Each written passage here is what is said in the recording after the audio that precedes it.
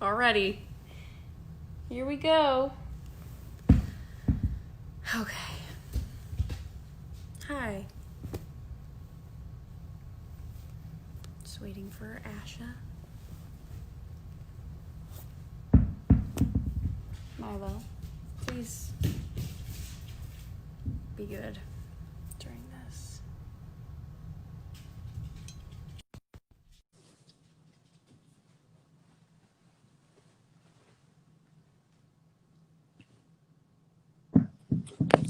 Lily! Hi. How are you, beautiful? I'm so good. Let me put you in my AirPods. Please. I have this new thing where like my phone is on like a kind of like a tripod. We'll see Wait, how it say that again. goes. Sorry, it like cut out for a second. I Say that said again. I have this new thing where my phone's like on a tripod, so we'll see if it falls down in the middle of this. No, it's all good. Mine's like resting on my computer, so it's all good. How have you been doing? I am good. I'm good. I feel obviously there's a lot happening right now, but I think more than anything, I've been feeling just so inspired to use my voice in ways that, I feel like I have before, but I feel like I'm realizing now really is the time to speak up about things. And so it's kind of inspiring. But I'm Yeah, curious to know about you and like how's everything going? Obviously, you're using your platform for, something really amazing. Like what's that been like for you? it's been it's been pretty eye-opening, you know? I hold on, your signal. I'm getting a Sorry, no, there's pinwheel. some. Are you good? Yeah, I'm good. Can you see me? Yeah, I can see you. Okay, great. Okay, go ahead. Um, I was saying I really just like one night I was like I feel like I should use this platform this time to talk to people who are on the front lines of this situation, who are Mm-hmm. Black and who are experiencing something that I know that I will never experience because of the color of my Mm-hmm. skin. And what better thing to do during this time as a white woman to educate myself? And Mm-hmm. so it really didn't, it was not even out of, it really just stemmed from me being like, I feel like I need to know more. These Instagram posts aren't telling me, they're not like teaching. Mm-hmm. I'm not, I want this experience to be different than 5 years ago when Black Lives Matter, whenever it started, when it happened. I was young. I was in my teens. I didn't quite grasp it, and now that Mm-hmm. I'm older and I've dug a lot deeper into this, I've Mm-hmm. had like some revelations about what white privilege is and Mm-hmm. what it is like to be, a Black person living in the United States today. And Mm-hmm. and I was even talking about it yesterday to a friend, saying how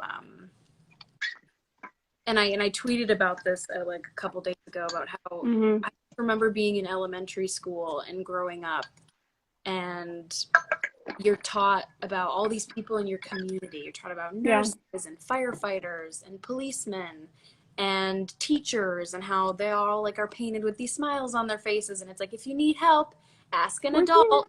And Mm-hmm. I went to a very primarily white school system. It was just, Mm-hmm. I grew up in Ohio. That's how my town was. It was very white, and so I Mm-hmm. wasn't. We never talked about it, and that's wrong. In my, Mm-hmm.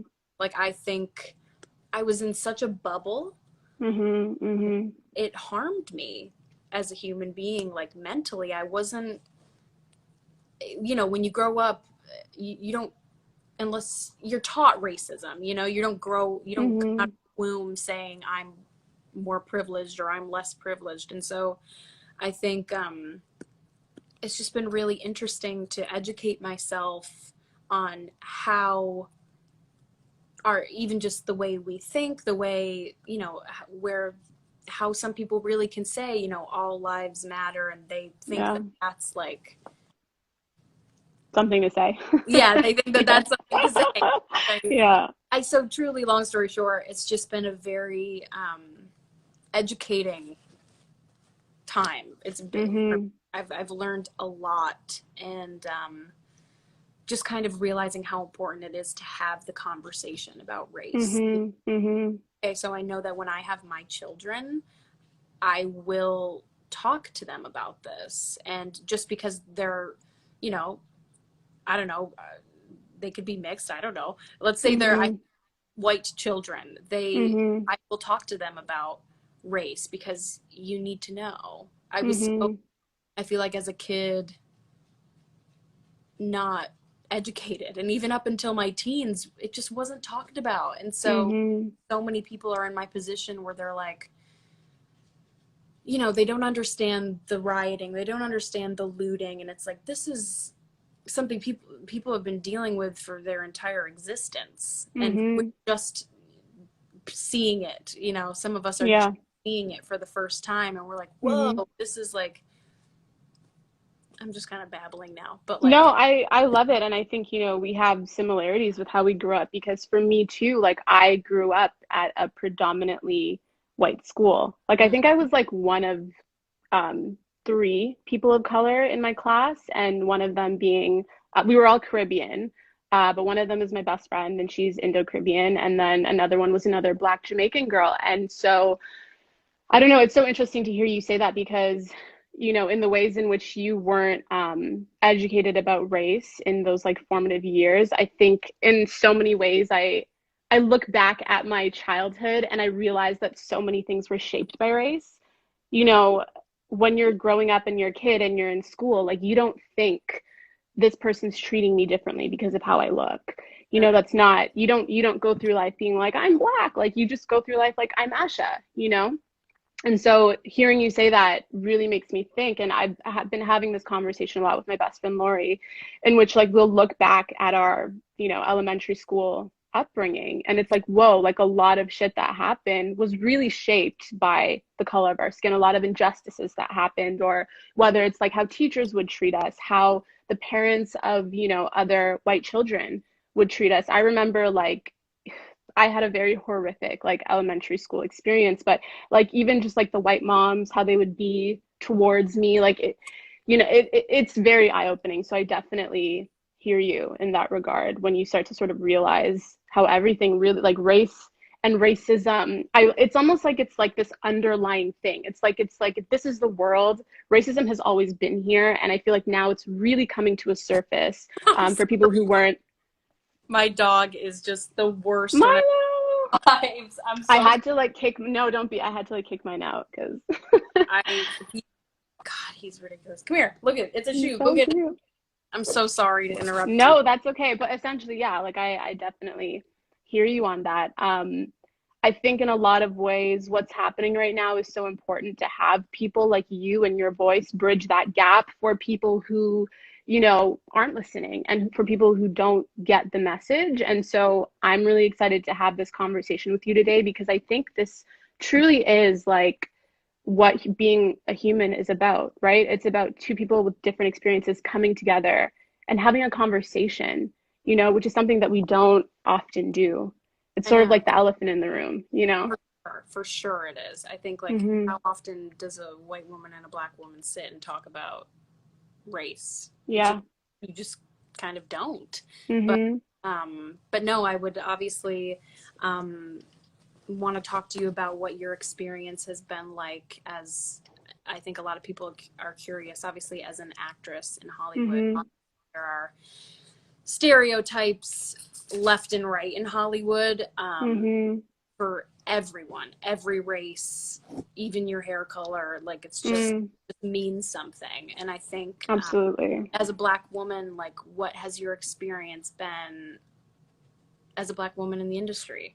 Yeah, well, I think first of all, it's a really loaded and I know. multi-layered question. Yeah. In light of the deaths of George Floyd, Breonna Taylor, Ahmaud Arbery, everything that's happening, I think you've been talking to so many incredible activists and influencers who are truly at the front lines of this Black Lives Matter movement. And when I was watching a lot of your interviews, I was thinking like, what is it that I want to contribute? And obviously for me, my specialty is acting. I've been in this industry for 11 years, and I can see the direct connection between this idea of Black humanity and what is happening on screen, Mm-hmm. right? And so I really wanted to talk about today sort of that, sort of how, not sort of, I want to talk about today how Black humanity and Hollywood are interconnected, and how, you talk about stereotypes. I want to talk about stereotypes. I want to talk about my frustration with tokenism, and just really how dangerous these ideas are, because even what you were saying. So going back to what you were saying, being, a white girl at a predominantly white school growing up, right?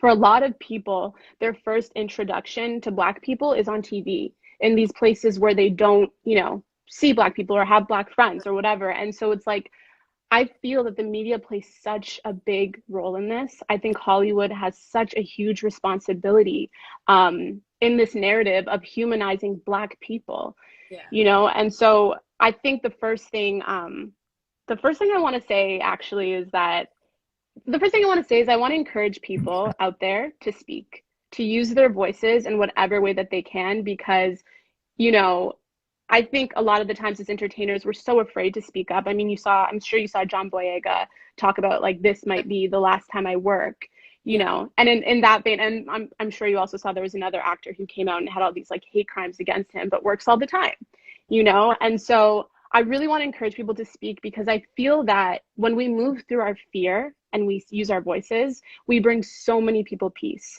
We bring so many people who are like us, who have had similar experiences, peace. And like, I think that's sort of the beauty of speaking your truth, is that it offers freedom. So that's the first thing I wanted to say. The second thing I wanted to say was, essentially, I want to today, my intention is to bring truth and light and to educate people on what is happening in Hollywood, so that, we as creators can just work harder and create deeper into these narratives. Mhm. So the first thing to do, obviously, is identify the problem. And as you said, it's no secret that like stereotypes are huge in Hollywood. But I think the inherent danger of these things is that, like, as I was saying, a lot of people don't experience Black people in real life, right? And so they look to the media to inform them about like, who is a Black person, Sure. you know? And the images and messages that we always hear, it's that Black women are sassy, that we're angry, and that we're rude, and that Black men are aggressive, that they're, something to be feared, or they're overly sexualized, and same thing with Black women. And so, I think these narratives are so toxic and can be so damaging to not only just Black people, but to humanity as a whole, because when we reinforce these stereotypes, it inhibits our ability to see each other's humanity. Yeah. So when you see someone like George Floyd Mm. on the floor saying, "I can't breathe," and you have a white officer on his neck, he can't see his humanity because he thinks that there's something about this guy that's so different.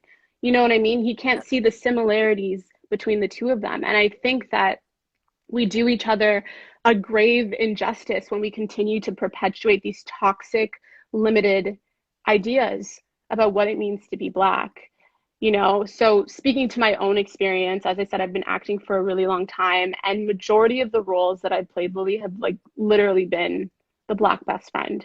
It's been, the support system, the shoulder to cry on, the girl who comes in and helps the white girl save the day. Sure. And, there was a time in my career, especially when I was younger, where I would be so excited. Like, I was like, oh my God, Black best friend, great. Like, sign me up, And I think that's something that a lot of people of color, minorities, marginalized groups struggle with a lot, because, we're constantly faced with this idea of like participation versus perpetuating bias. Growing up, all I wanted to do was act and sing and like write. I wanted to use my voice to inspire the world. And so it's like, you look at the opportunities that you're being given and you're really excited, right? You don't really, maybe you question it, but you're still just really excited to be a part of it.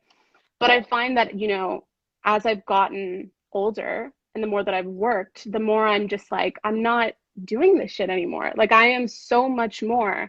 And Black people are so much more than support systems. We're so much more than shoulders to cry on, And I think it becomes toxic messaging when, you know, we are perpetuating this idea that there's any less validity to my own life than yours, that Yeah. my sole purpose in this world is to support someone who looks like you, Right, right, you right. know? So I 100%. feel like I'm going on, but if there's anything you want to No, say, please, no, you're like, not. No, that completely makes sense. And I think yeah, it's like people justify in Hollywood. Okay, if we're gonna have, okay, so this is like casting a movie 101. Okay, you're gonna have yeah, a white lead. That means we need a black best friend. We need to even mm-hmm, out the score, and yeah, it's like that's just how people think. And I think, yeah, uh, I mean, I guess in your opinion, because okay, so let's say obviously I'm a white woman. So the next movie that I do, let's say I'm the lead, I'm a white woman. mm-hmm, What is your like, I guess what would you say to someone like me who's working on producing films and yeah, so like as a white woman, like what can I do to make sure that I'm not just having like a black best friend character? absolutely, Like what can I do? Obviously the most obvious to me is being like, you're not just having that character there for racial diversity and to just support mm-hmm, their character, but to give them an actual like story and yeah, a character and a life, and not stereotyping them as like the sassy black best friend. Like mm-hmm, that's I think the most obvious step. But like mm-hmm, how do you look at that situation? Like let's say for me as a producer or as like someone who's looking at casting a film, mm-hmm. kind of what's your opinion on that? Yeah, I mean, I think that's such a great question. I think that obviously I don't have all the answers for something like that. I want to first say that because I may feel this way, but other actors may feel differently, you know? Um, I personally believe that the first step is to humanize us. We constantly are seeing Black people included, at the expense of X. And that is something that, as a Black actress, I've had to deal with all the time. It's like, okay, well, I'm going to be included at the expense of X. I'm going to be included at the expense of my voice has to sound like this, my narrative has to sound like this. Or how about this? Like, we'll include you, but like, we're going to silence you, but you'll be there, but you have to sound like this. And I think, we as creators have a responsibility to young people. Like, what are we telling young people? Like, you can be included, but only if your voice is like, sounds like this and you can do a bit of this. It's so one dimensional and it's so limited. And it's like, Black people are so much more. And so, to answer your question, I think that the most important part is to ensure that the characters that you're creating are living, breathing beings, Yeah, that there's no difference between, you and the best friend, that, yeah, if they're yeah, that she, white or black or Asian. absolutely, absolutely. And that she's just on her journey, as much as you are. Because obviously, I get it, like, you need supporting characters. But, I think something that we so often see is this idea that, like, your voice has to sound a certain way as a Black girl. And can I tell you, Lily, like, for me, that has been the hardest battle that I've had in this industry. And it like makes me emotional because it's like my voice has never sounded like that. I've never been the like sassy girl, who's angry. I'm so full of joy. That's like I want to bring love and light to the world. And I know that so many other Black creators feel the same way. We feel human. We feel like we laugh and we cry and we have mothers and sisters and fathers and stories. It's so interesting even thinking about like coming of age stories when I think of some of my favorite. Like there aren't any really about a young Black girl coming into her own that tells a story that is about more than just her Blackness, that tells a story about her humanity. Yeah, And I just think it's so important as creators, especially. I think we have a responsibility to see ourselves in each other. We can't afford to leave each other behind and continue telling one-dimensional stories because, again, with George Floyd, Breonna Taylor, Trayvon Martin, Tamir Rice, we see that it bleeds over into real life when you can't empathize or humanize the person next to you. yeah. It's such an interesting point that you made about my dog's chewing a plastic bag. About your voice, because that's Yeah. something that I've never even stopped. Like I wouldn't even think that that's something that was like expected of you. Mm. to have Like this. in terms of like the sassy Yeah, narrative, like yeah, think like, oh, I want Ashley to play this role, but she needs to like change her voice a little bit, make it a little bit more, I don't know. yeah, And it's yeah. like I've never, that's so interesting because I've never, Mm-hmm. obviously not in your, I'm not in your position. I've never been asked to do that or experience. Yeah. So that's such a, It's constant. yeah, Abby turning down auditions like, no, no, no, because it's just not. There comes a point for me as an actress where it's more dangerous to continue to perpetuate these ideas than to not see myself at all. It's like I think I know so many Black people just want to be heard. We just want a voice. We just want to live. We just want to like explore our feelings. Like I am the most emotional person, but I don't get scripts that ever even show that emotionality because the idea is that like Black women don't have these emotions. We're strong, we're tough, we're angry, we're sassy. And it's like when you don't identify as this narrative, it can be so crippling. It honestly can feel like you're suffocating sometimes because it's like, you know, people constantly trying to put you into this box, like what that does to your soul, for like tender, soft Black boys who want to get into the arts, but yeah, have to, in order to be included, be this macho, aggressive thing, like they have to do that in order to book the role. And it's not to say that, there aren't layers to people, but it's to say that like the industry cannot continue to perpetuate this one idea. yeah. I also, sorry, go ahead. No, I'm just agreeing with you. Yeah, another thing that I wanted to mention because I think, when we talk about being one dimensional, it's like it does so much more to people of color too. Like it's not just about like white people see us. It really is about like it affects how we see ourselves. And obviously it's no secret we were on the same show together. And I remember leading up to that audition for Riverdale, I had initially auditioned for Josie and the Pussycats, and I remember when they casted Ashley, being like, and they casted Ashley, and then they wanted me to go in again. And I remember saying to my agent, like, I was so angry, and I'm like, why do they want me to go in again? Like, they have their Black girl. Why would they need me to go in again? They're just wasting my time. And it's like, I genuinely did not believe, Lily, that they would put two Black girls in the same group.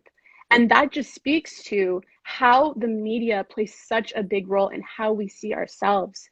I remember going in for the audition, I had like 5 callbacks, and I was like, why are they doing this? Like, it makes no sense. They've clearly got the Black girl. Why would they're not going to do what, like two and a white girl? Like, I've never seen that before.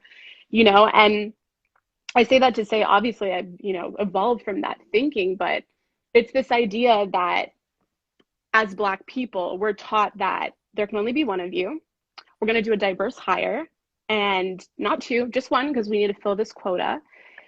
And, there can't be more than one of you because your life is exactly like her life because you are both Black. And so there's nothing more that we need. We just need one idea of what that looks like. And it's like, that couldn't be so far from true, but you start to believe the lies that the media is telling you, like, oh, there's nothing inherently special about who I am because she's just like me, and it breeds competition. It breeds this idea that like there can only be one, you know, that's a whole nother thing. But to bring it all back, like I remember the day that I showed up on set and I saw that I had known that Ashley was Black when I booked it and we had a fitting, but no one had seen Haley.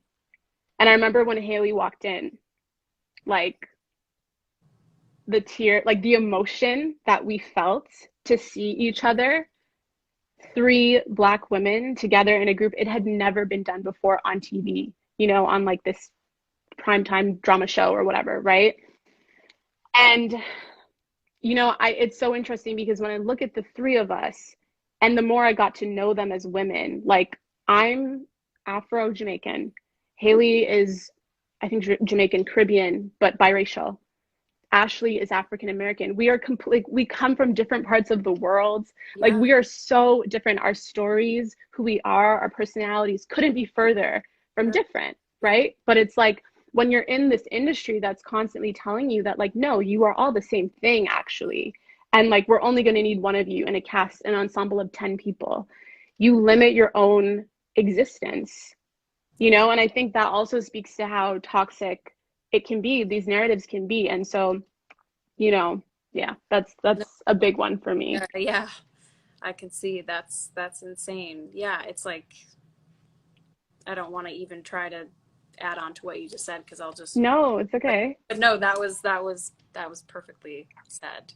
Yeah, it's I don't know. It's just sucks. You know, it sucks because we're human and we have lives and we have so much to contribute to stories as people of color. We have stories that are so outside of just what we look like.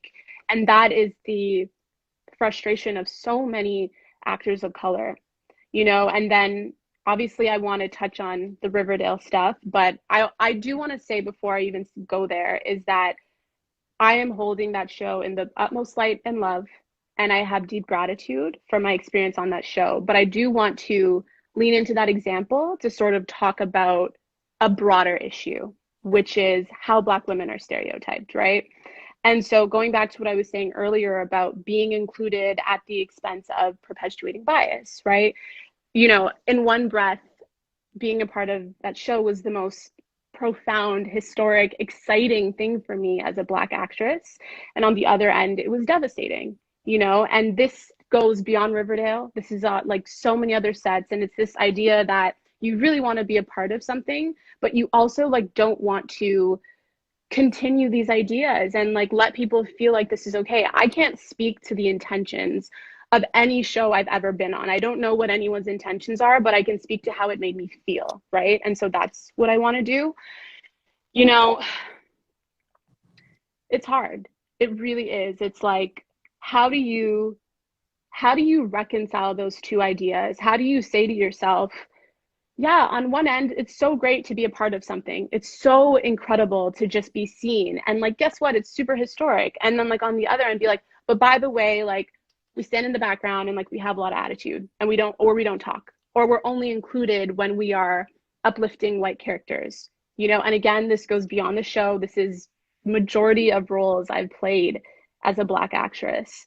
And so I think for a lot of Black actors, artists, creatives, we're constantly in this like battle with ourselves where we're battling this idea. We're trying to reconcile these two ideas. You know, what is worth more? Is it better to be a part of something and continue that? Or is it better to say no? You know, so I think that's something that we obviously struggle with a lot. Yeah, and to speak to the show, Hmm.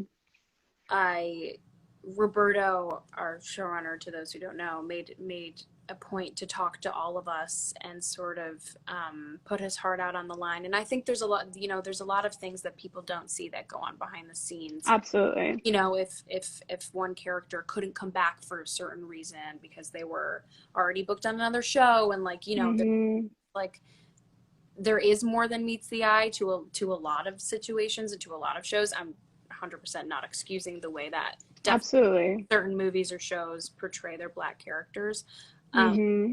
but, you know, I talked to Roberto the other day and he said that he felt like he wanted to bring the Pussycats back to the show to do right by their characters. And you know, I think people are learning and they're learning and they're growing, and we have to kind of give people a chance to make the adjustments. You know, Hmm. we can say obviously this isn't working, this wasn't working, this is Hmm. wrong, this needs to be fixed. And now it's like, okay, let's give people a chance to learn and make those moves. Hmm. Um, Absolutely. so I think, you know, Roberto prides himself on he wants Riverdale to be spearheading a movement of a television show that takes what's happening in the world right now and actually does something about it. Hmm. Um, Hmm. so I'm really proud of him for that, and I think I just wanted to say that, but Yeah, and I want to be clear, like the and that, you know, my intention is never to paint it in any other light. I think the truth is that what I was trying to get at is that it's so much bigger than Riverdale. You know, it's a bigger conversation about how we are humanizing Black people on screen in all capacities. You sure, know, this is it's a larger issue within Hollywood. And I think like what I was trying to say is that as Black women, because obviously I'm one, so I can speak to that, is that, you know, there's so much more to us. There's so much more to us, but in order for anyone, you know, I'm not going to, again, like, as I said, I can't speak to any show's intentions. All I'm doing is speaking to how it made me feel. Sure. I just really want to be clear about that. We are human, and in order for the stories to reflect that, I feel like people have to first humanize us and see past our skin color and see that we can have storylines that are happening in our lives that go beyond just what we look like. Yeah. You know, when we say that like Black Lives Matter, it's not that like Black Lives Matter and it's this completely different thing. It's that Black lives are the exact same. It's the same thing. Yeah. And the fabric of the existence that is running through me, the spirit that is running through me, this energy of love and light, it runs through you too. Yeah. You know, and I think like that truly is what I'm trying to say, is that, you know, trying to reconcile these ideas when you know it's not the truth of who you are, but also, you know, for creators to dig deeper into our stories and to know that we are the same thing. And I think that that goes way beyond just being Black. I think that goes for all marginalized communities, you know, all people who have faced injustices, because there's a James Baldwin quote that I love, and it says that, you know, if they come for me in the morning, or sorry, if they come for you in the morning, then surely they will be coming for us that night. And throughout this entire, you know, awakening that it seems that the planet is having right now, I've been really thinking about that idea, and how when someone comes for me, when someone comes for Black people, there's nothing, that no one is exempt from injustice, right? And so it's this idea that like if they take us, like there will come a time when they will take you too. And it's this idea that we as a community, as a global community, have to come together and understand that we are the same thing, because no one is exempt from feeling pain. No one is exempt from feeling, you know, not included or limited or any of that stuff, you know? And what you said at the beginning about humanity, how it's my first live that I did with this girl named Kanidra. She was Mm-hmm. had spoken to me about how when she saw George Floyd, she, you know, the video, she saw a man first. She saw a human Yeah. being and not the color of his skin. And I think that Mm-hmm. it's disgusting that people even have to stop to think about that. Like, you know, like, Yeah. oh, this person's on the ground. Oh, but, you know, look at the color of their skin. You know, it's like Yeah, for sure. the fact that that has to be a thing, that people have to, you know, no, people can't just be human beings. They have to be Black or white, or Mm-hmm. is, yeah, yeah. It's It's, hard. yeah. It's Yeah. hard. And It's not, go ahead. no, I just have a lot of, I guess empathy's maybe not the right word because I haven't been in that position, but a lot of just I feel for it. And I feel like Mm-hmm. even in the past week, like talking to so many people, it's like I feel like my heart has grown like 10 sizes, you know? It's like I Mm-hmm. am understanding the scope of of the trauma of Mm-hmm. of being of being Black in the United States, like Mm-hmm. how how I mean, I like it's hard to even find the word. Just like I don't think people like me can ever really understand unless you stop to talk to people about it. Someone like you, someone like Kanidra, someone like Monique, someone like Emmanuel, all the people that I've had the pleasure, the absolute pleasure of talking to the past week. Like Mm-hmm. it's just hearing a human experience. Yeah. So, I mean, you shouldn't have to talk to a Black person to know that they're like a human being and have a soul and are just like you. Like clearly I understood that before, but like Yeah. for people who are watching the conversations that I'm having to be like, you know, wow, I see. It's like Yeah. good job, you know? It's Mm-hmm. but a lot of people don't look at you and me the same, and that's why we're having Mm-hmm. this conversation Absolutely. to make them look at Absolutely. both as fucking human beings, Mm-hmm. and to look at you as a beautiful woman, not just the color of your skin. And so, Mm-hmm. I mean, I think, Absolutely. No, I would definitely agree with that. I do want to say that I feel, you know, it's Black people in the United States, but also Black people around the world, you Yeah. know, this inherent colorism and anti-Blackness that I believe exists globally. This idea that, you know, when your skin is darker anywhere, or you have anything that's other than the standard of whiteness, that it is somehow less than. Yeah. But I definitely hear you, and I think that, you know, it's tragic that it's taken countless Black lives for people to awaken to this conversation. But I really do hope that this isn't just like a time where people are like, oh, great, like that it actually is a time where people stop and begin to empathize, because that truly is our superpower. That is how we connect. That's how you see that it's the same passion to like want to tell a story in me that it is in you, you know? So I think that's really important. And I also, you know, I don't want to miss talking about too, like, and again, this is me highlighting problems. I want to talk about solutions, but I do want to talk about too, just like how Black actors are treated behind the scenes as well. Because I think that in order to fix, you know, what's happening in Hollywood with our stories, because obviously that's what I'm talking about, like for the creators that are watching or anybody looking to, you know, have a show, run a movie set, whatever. I strongly believe that, you know, your reach to diversify has to happen across all boards. Mm-hmm. It can't just be in front of the camera. You know, it has to start with your writers. It starts with your producers. Who are your assistants? Who's the grip? You know, who's the camera guy? Like, who's the cinematographer? Who's the AD?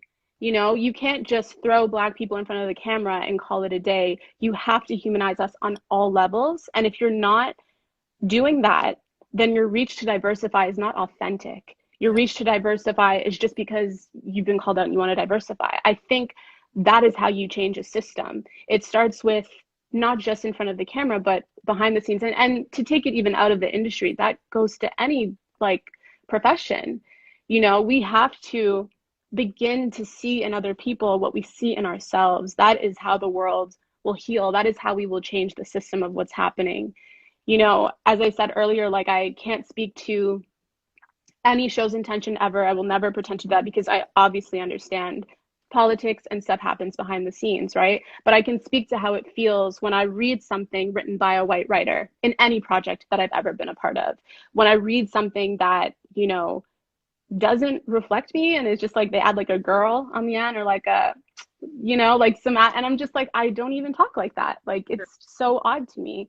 And so that's why I say it's so important to reflect Black voices, all marginalized voices in all aspects of the workplace, Yeah. because you know, and it's not enough to like have one either, because as I was explaining to you, like Black voices are so diverse. You Yeah. know, like I have a completely different life experience than like the Black girl who lives down the street from me. Yeah. So I think that it has to happen on all fronts, especially when you look at like, you know, from again, from an actress's point of view, what's happening in like the hair and makeup trailers. I know you and I had briefly spoken about that. I don't know if you want to share what you had told me or like, Well, yeah. So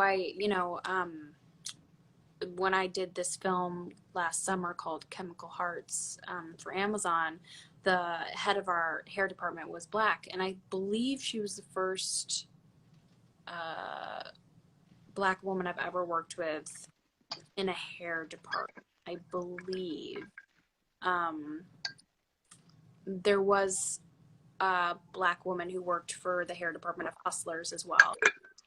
But the importance of we have like an amazing actress on our in the movie Chemical Hearts, and I didn't, it's something that you don't even stop to think about as a white woman, but like, mm-hmm, oh yeah, like, I remember on previous things that I've done seeing Black actresses have to do their own hair and thinking like, oh, why can't someone just do their hair? Like, I don't get it. But, yeah, obviously it runs much deeper than that. And I found it really beautiful that my movie had hired a beautiful Black woman to do hair for our movie. And, we had people from a bunch of different backgrounds on the movie. And it just felt like it felt good. It was like, oh, this is Mhm. like a woman that these actors can feel like they can go to and talk to and like talk about their hair and be like, yeah, let's do this. Like it's like part of Yeah, the culture, and it was just very yeah, it was her name was Isata. She was great. that's a beautiful name. So go for it. Go for your experience. Yeah, I mean, like, where do I start, right? Like, it's so much more than just hair and makeup. It's so easy to trivialize the conversation and see it as something so basic. I can't tell you, like, I have been on over 20 sets. I've maybe had two black, um, one woman, one male style my hair. I've had two experiences where I didn't feel the crippling feeling of anxiety the night before you Walking. have to show up on set. Yeah. And that is something that I know across the board, people of color, especially black people, can relate to. It's this feeling that, like, tomorrow I'm going to have to go in. I'm showing up to do something I love, but I know I'm going to be fighting with some white woman over my humanity, over some makeup, you know, trying to explain to her that, hey, like that actually doesn't work for my hair, or hey, like that shade actually doesn't work for my skin. And having to do it in a way where you don't offend them, because then you become the problem and then you become the diva, the angry black girl, right? And it's like this sick dance. Like it's like, you know, as a black actress, that's it's probably one of the hardest parts, especially when you're a part of like a predominantly white set. Just showing up and knowing that it's going to be a fight. And granted, you do have some hair people who are like, you know, I don't know what I'm doing. I'm just going to be honest. But and that's nice. But I will say that that shouldn't be the case. Right. You know, if you're going to be a hairdresser or a makeup artist on a set for TV and film, you should know how to do all hair and makeup, Yeah. you know? And it's this idea that going back to how black people are constantly made to feel like the exception, not the rule. It's like, well, we can do everybody else's, but like we can't do yours, Yeah. you know? And automatically you feel othered, automatically you feel different, automatically you feel, is there something wrong with me? You know, and it's not fair. I've learned so much. Ashley is one of the biggest people that I've learned stuff from when it comes to how to navigate within those rooms. You know, she really taught me that I don't deserve to be traumatized when I show up on set, on any set, that I actually can come to set with agency and advocate for myself and say, hey, like, I have 30 minutes until I have to be on set. And like, it's not my job to teach you right now. And if you're truly interested in learning, you'll take time off of set to learn because you're a hairdresser. But it's not my job to be a science experiment, you Sure. know? And that's something that I feel so passionate about because I have, you know, I know black actresses who are coming up now that have come to me in tears on, you know, sets that I've been on and been like, hey, like, I look crazy and like I have to go on camera looking this way. And I was so excited to do this role, but like I don't feel confident now because like I'm wearing a shade that's like, you know, 10 times lighter than my skin and like lipstick that doesn't go with my complexion. And my hair is a mess, you know? And so I want to stress two things that like that should not be the case. That, you know, when we're hiring, and even for you, you know, going into producing, like when we're hiring people, they should be versed in all hair types, Yeah. in all skin tones, so that people don't feel othered, and not just asking the person like, can you do it? Because 9 times out of 10, they're gonna say yes. Sure. Asking to see their work, you know.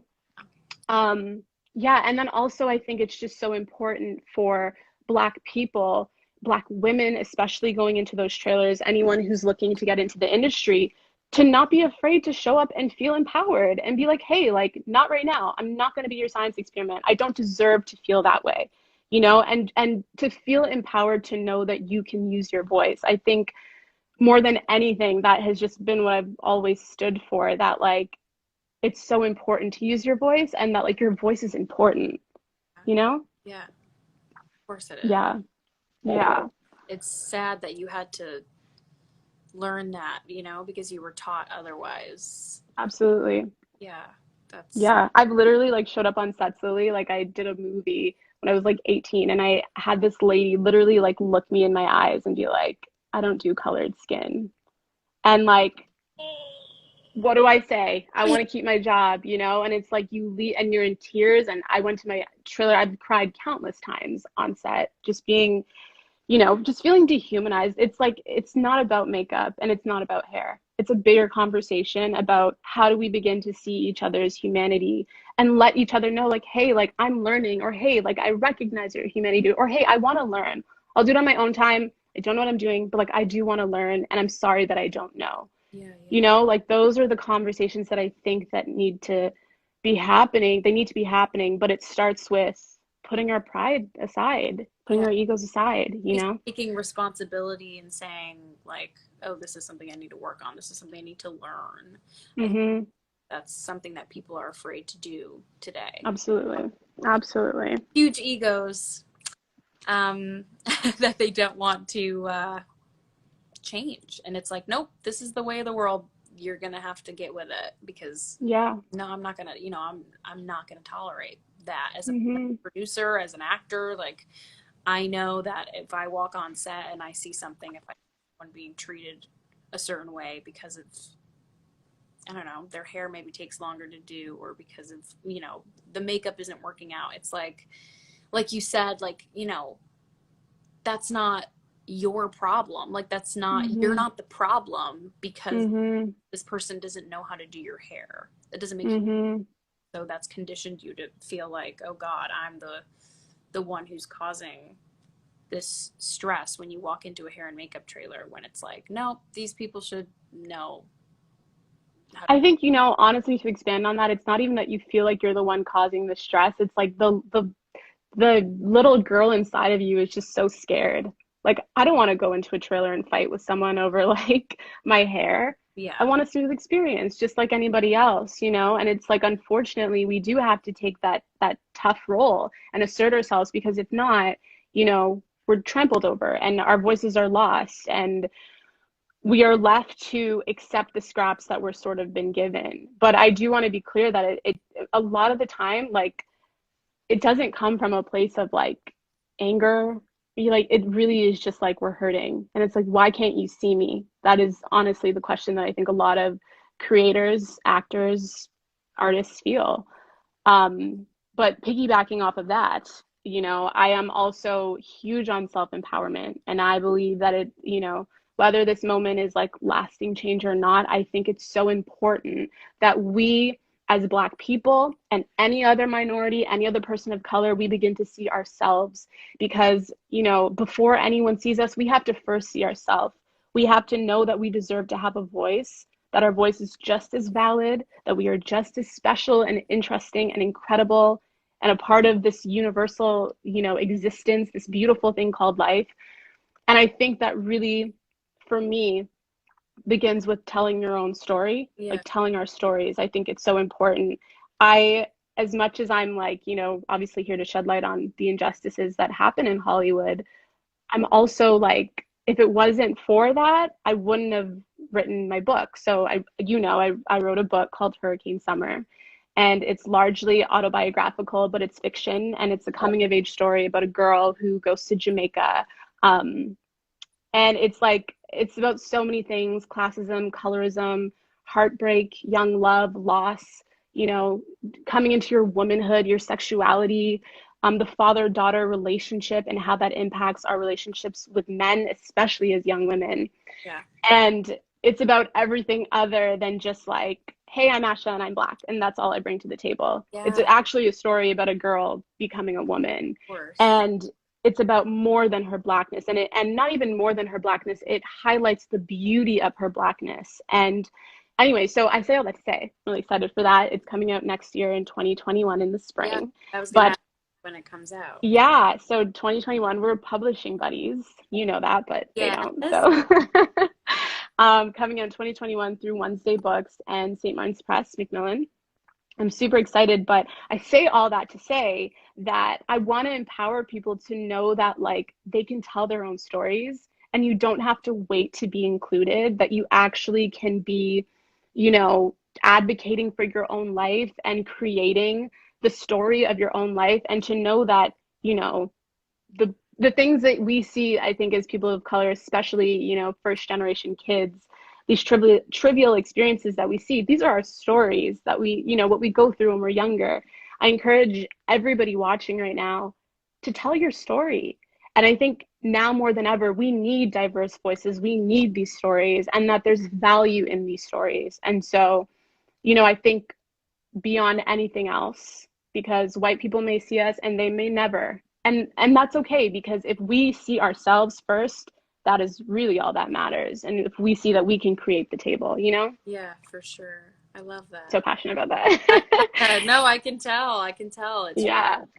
It's coming from your heart, and it just makes sense. It just makes perfect sense. Everything you're feeling is so validated or so valid, and Hmm. that as a community of people in film, people in the arts can take it upon them Hmm. to just be better, Hmm. to just be better. That Yeah. let's do right by you and by Hmm. other Black actresses who don't see themselves. Absolutely. Let's just let's just be better. And I vow as a producer now, because I that's something that I've been doing. I think it's I this movement which has been going on for so long, but now I think it's like now that I'm old enough to actually grasp it, understand, digest it, learn from it, grow from it, I'm like Hmm. I'm so on board with telling your story, and whoever wants to tell their story, it's like it doesn't have to be a story about a Black girl. It can just be a story about a girl. Like there's Hmm. humanity in all of it and in all of us. It doesn't have to Yeah. have a fucking Black girl label on it. Like it's just Yeah. we're just girls. Literally. Literally.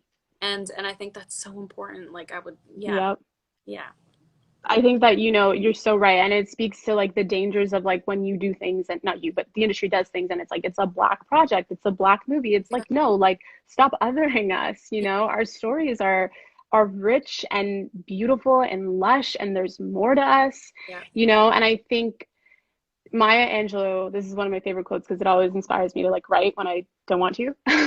But Maya Angelou said that there's no greater agony than an untold story inside of you.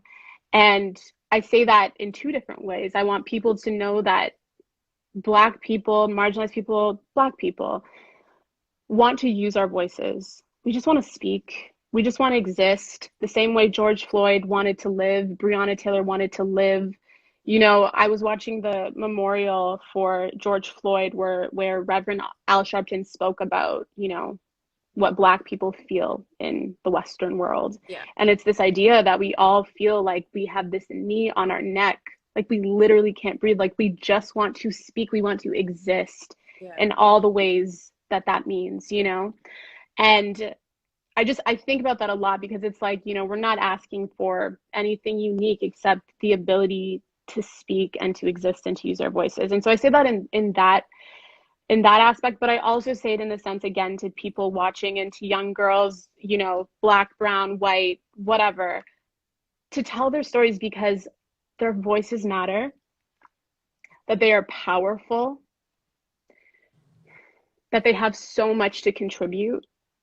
I remember being a kid and always just wanting to be in this industry because, as I said, I'm like so emotional, a little Scorpio, just wanting to like tell my emotions to the world. Yeah.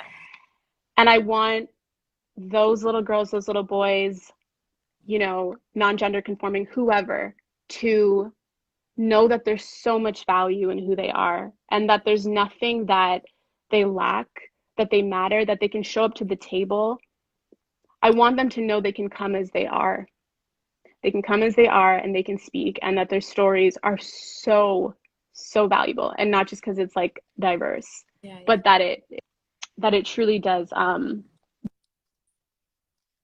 bring value to the table. And I think we have a responsibility as a global community, as I said, to just start to see each other more, to humanize each other more, and to find our power, to use our power. And I encourage as well white allies who are watching, people who do want to be a part of this whole movement, to know that it's about more than even just amplifying voices. It truly is like what we do in our waking lives. If you are in the workplace, speak up when you see injustice. Speak up when Yeah. if you see something happening to someone that you wouldn't want to happen to yourself, you can use your voice. And that goes for even me. Like anybody who has power in any way, I think it's so important that we begin to use our power in our daily lives, you know? Yeah, So, that's yeah. it's a beautiful message, and I hope that people take that with them when they watch this, when they watch you speak, when they watch my lives, when they're learning about this, Hmm. educating themselves, when they're going to protests, whatever the case may be. We're one human race, Yeah. and that's the bottom line. Period. Period. Period. Absolutely. I couldn't agree more. Vote, use your voice. Please. Vote. Please vote. You know, my mom was like, make sure you tell them to vote. So vote, Yes. use your voice, and know that your stories bring value and that you don't need anyone to validate that or stamp it for you. Write your story, you know? Yeah, that's it. Well, thank That's you. all. Thank you so much for speaking, Asha. I really, everything you said was so, just, you could tell obviously you speak from the heart about this, and you're so passionate about it, and you're so passionate about diversifying our world, our industry, all the industries. And I think you have my word that I'm going to do better and the best that I, to my ability as a producer, as a filmmaker, as whatever I end up being, that I'm going to Absolutely. implement what I've learned over this, even just this week, these past 2 weeks. It's been pretty eye-opening and life-changing, and I think Hmm. I hope others will follow suit. I absolutely agree. And thank you for having me. I think this is so wonderful. And, you know, I'm excited to see what other voices you amplify in the next few weeks. And, you know, I really strongly believe that this is how change happens, right? It's having these uncomfortable conversations and these honest conversations. And so just thank you for showing up to have the conversation because not a lot of people do. And so I'm proud of both of us for Yes, I'm speaking. very proud of you Yeah. all. Thank you, Asha. Thanks, Lily. Um, Awesome. Yay. Stay well, stay safe, stay well. I guess that's Stay well, stay safe, and Black Lives Matter. matter. And vote. Exactly. And vote. Have a good Bye, Lily. bye. You too. Bye.